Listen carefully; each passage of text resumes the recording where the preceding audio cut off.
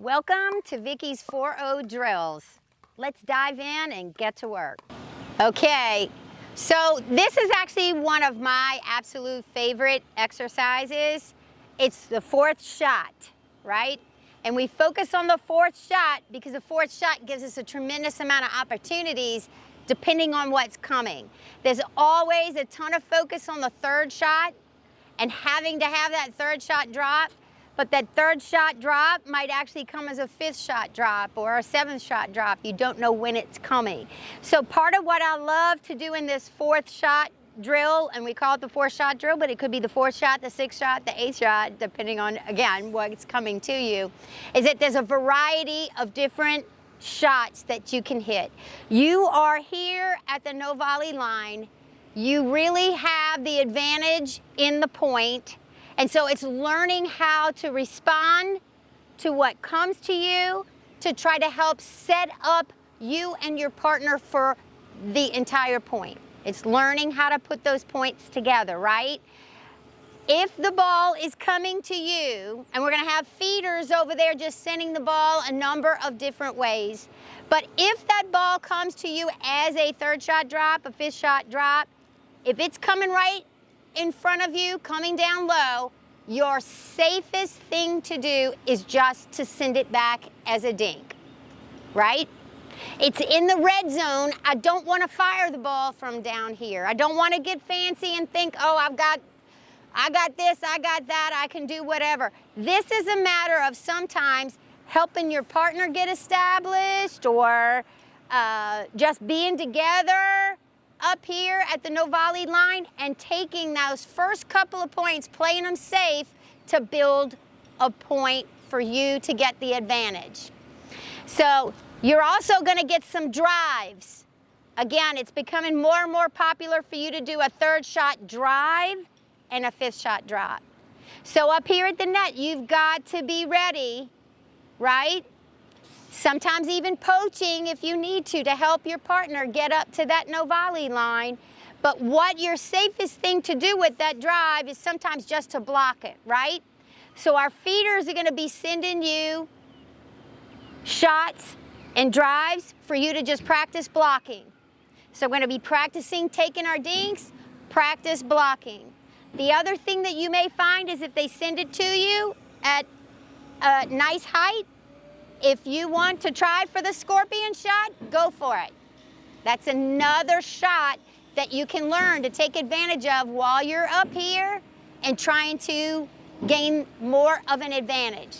I already have some, I want to get more. If they're going to send it up to you nice and high, I don't want to see anybody backpedaling to get a ball. I want to see you turn and go get it. If one or two steps, if it's way over your head, just let it go. But what I'd like to see you do is send some balls, and have my feeders send some balls that I can do what we call the drop and pop, right? It's coming down, it's arm's distance, and all I have to do is pop. With the drop and pop, I have a little bit more of an advantage here to place the ball carefully. Remember, it's placement over power. With the drop and pop, I don't always have to send it 100 miles an hour. I can just pop and send it. It's got a nice little speed to it, maybe 60, 70%, but I'm sending it to where it really needs to go, which is more important than me being a powerhouse up here. The other thing I want you to send, have my feeders send, so here's another fourth shot, sixth shot, is the roll. I want you to practice the sending some balls loftier. It's like a drop, but it's a little bit deeper. And I'm going to take and roll.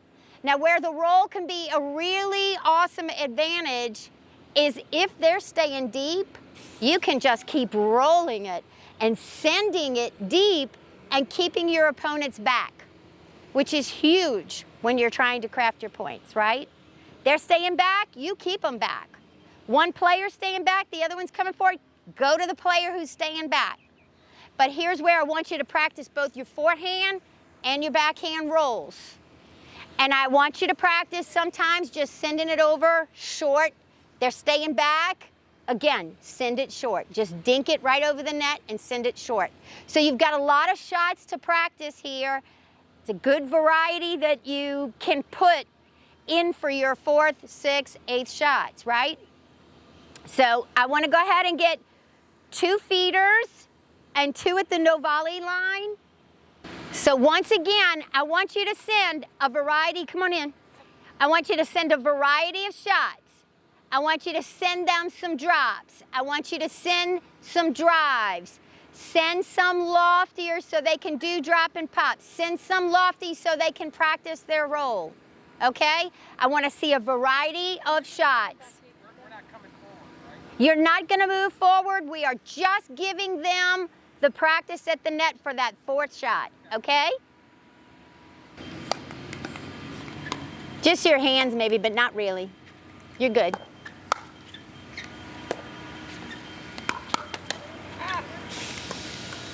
And again, where you're wanting to drive back or whatever, if this is safer, if you're taking a step back, you're gonna practice all those shots. Dinking, like if she's staying back and you've got the opportunity to stick it right here and she can't get to it, go for the corner.